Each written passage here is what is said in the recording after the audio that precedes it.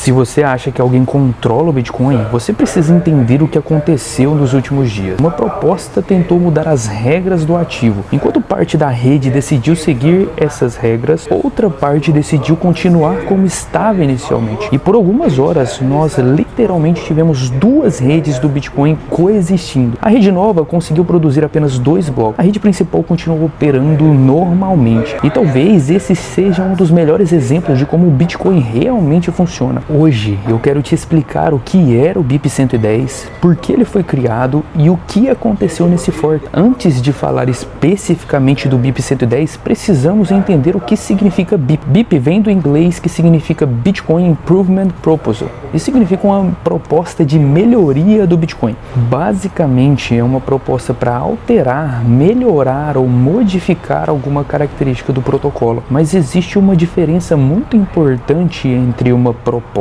e uma mudança real. Qualquer pessoa pode escrever uma proposta de mudança, mas para uma proposta realmente acontecer, é necessário que uma parcela relevante do ecossistema aceite aquelas novas regras. E é exatamente aí que começa a nossa história. O BIP-110 era uma proposta que propunha restringir durante o período de 1 ano determinadas formas de utilização do espaço de bloco do Bitcoin. Estamos falando da utilização de textos, imagens e outros tipos de dados no Bitcoin. Mas existe uma discussão muito maior por trás disso. Luke, que é um dos criadores do Bitcoin Notes e um dos principais defensores da proposta, acredita que o Bitcoin deveria ser utilizado essencialmente como dinheiro e não como uma espécie de bancos de dados mundiais. Na visão dele, permitir que dados sejam inseridos no Bitcoin vai aumentar a utilização da rede e, consequentemente, vai elevar o preço das taxas de transação. E existe também uma preocupação filosófica. Se o Bitcoin é uma rede monetária, até que ponto nós devemos permitir que ele seja utilizado para armazenar qualquer tipo de informação? Mas é importante a gente destacar que existe um outro lado da moeda. Se alguém está pagando a taxa necessária para utilizar o espaço do bloco do Bitcoin, por que essa pessoa não poderia utilizar esse espaço da maneira que ela quiser, desde que ela respeite as regras atuais do protocolo? Se eu alugo um apartamento, por exemplo, eu posso decorá-lo como eu quiser, desde que eu respeite as regras do dono. E é aí que começa a verdadeira discussão. Quem decide quais usos do Bitcoin são legítimos? E de maneira simplificada, quem decide isso é o consenso da rede. Mas vamos ver isso por meio do que aconteceu nesses últimos dias. Imagine que o Bitcoin seja uma cidade. Alguém propôs mudar uma regra. Os cidadãos, que nesse caso seriam os validadores, receberam uma data limite para votarem sobre essa mudança. Essa data era o bloco 961.632. Para que a mudança fosse aprovada, seria necessário que pelo menos 55% dos validadores apoiassem a mudança de regra. Apesar disso, apenas 2,5% dos validadores estavam dispostos a apoiar a proposta, um número extremamente distante do necessário. Quando chegamos à data limite, a proposta não obteve maioria e, consequentemente, um soft fork aplicado pelos validadores foi descartado. Apesar disso, os validadores que estavam a favor do BIP-110 passaram a rejeitar blocos que tinham imagens, textos e informações em suas transações, ou seja, blocos que iam contra a sua proposta. Dessa maneira, enquanto a rede principal aceitou um determinado bloco, os nós que seguiam o BIP-110 acabaram rejeitando, e foi aí que surgiu uma segunda rede do Bitcoin. Veja que os 2 blocos 961.632 foram criados na rede principal e outro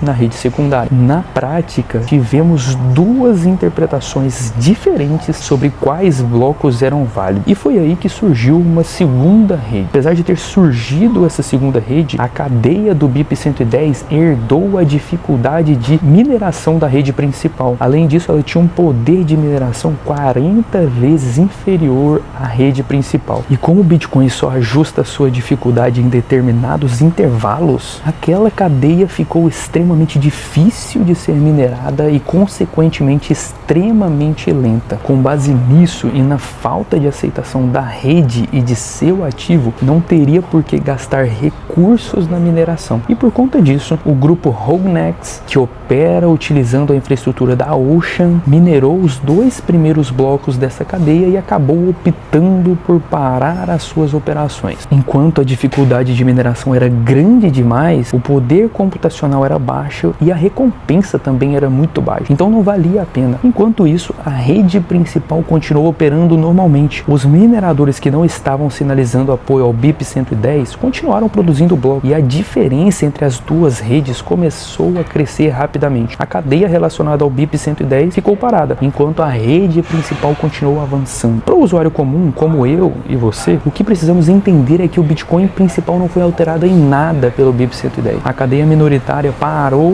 depois de 2 blocos. A rede principal continuou produzindo todos os blocos normalmente. Então, nesse momento, não existe uma mudança no Bitcoin principal por conta do BIP-110 e não há com o que se preocupar. Os criadores da proposta estão até discutindo a criação de uma nova rede. Isso poderia ocorrer por meio de um hard fork, mas da mesma forma que eu mencionei agora há pouco, não afetaria os usuários comuns do Bitcoin tradicional. Então, não há com o que nos preocuparmos. Gostou do conteúdo? Deixe o seu like e me siga para mais conteúdos como esse.